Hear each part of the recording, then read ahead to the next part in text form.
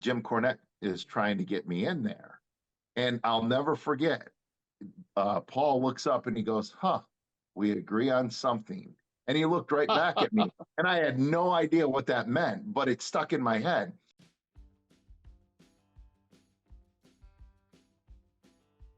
So Yeah. when WCW, you come back from Europe, is that when you got signed by WCW? I'm sorry, ECW. Yeah. I went over for a second season over in Germany. And then I never thought about going to ECW because all I thought was blood and guts, and I never met Sabu before that. So Ulf Herman, he actually told me to call Pee Wee, which was Sabu's like you can say young boy type deal. He was a referee, but he would help Sabu out, this and that, whatever. So I called Pee Wee and he goes, "Hey, yeah, we've got a Michigan loop in January." So I got home from Germany in January 5th of 1999, and because I stayed over there with my uh, ex-wife, she was my girlfriend at the time, and then we stayed over there for the holidays after the season end, and then we came back over here. So I met up with him at the end of the month in 99, and then I did the first tryout. It was in Grand Rapids, and Pee Wee went up to talk to Sabu. He was up in the stands, and I was in the ring working out. And he goes, "Hey, what do you think of the guy in the ring?" And right when he said that, I hit Ulf with, because Ulf was there too, and he was working out, and and I hit him with the weakest clothesline ever. Paul goes, "Well, he could work on that clothesline. So, but I was close on him in the back, and I didn't want to, it was just a workout, so I didn't want to give him a whiplash or anything. And so, anyways, so he goes, "Yeah, he's all right.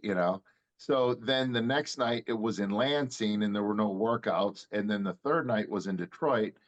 Myself and another guy showed up for workouts. So we got in there. We had about a 5-minute match, and very aggressive and everything. And Paul, the guy did lion salt. I don't know why, in a tryout, and he literally landed on his head. And then I covered up real quick. I got up and I attacked him, so I knew he was okay. So, anyways, Paul and Taz were sitting right at ringside watching. And Paul called me over and he said, "Hey, how old are you?" I go, 23. I just turned 23. And then, like a few months prior, he goes, "How tall are you guys?" 6 foot. And he goes, "Hey, hang around after the show. I want to talk to you."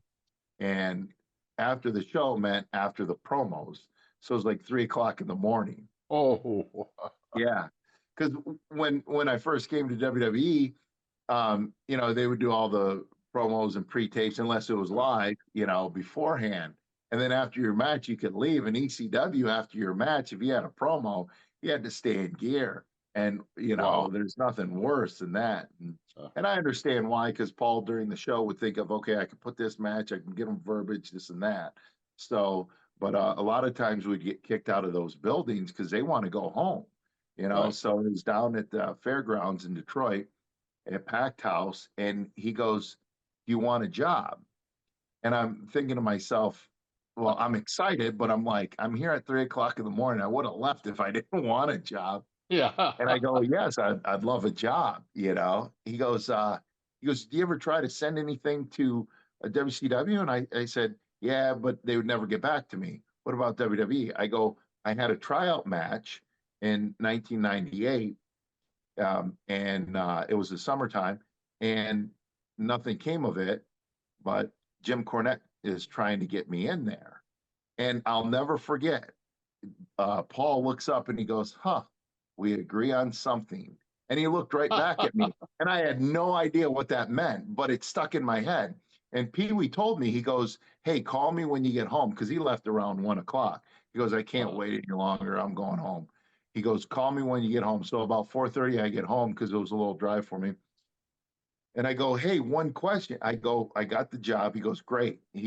I go, "One question." And I told him about the Cornette thing. And he goes, "Oh, yeah, they hate each other." I go, "Okay, that makes sense." But I was glad that I was that one thing that they agreed on.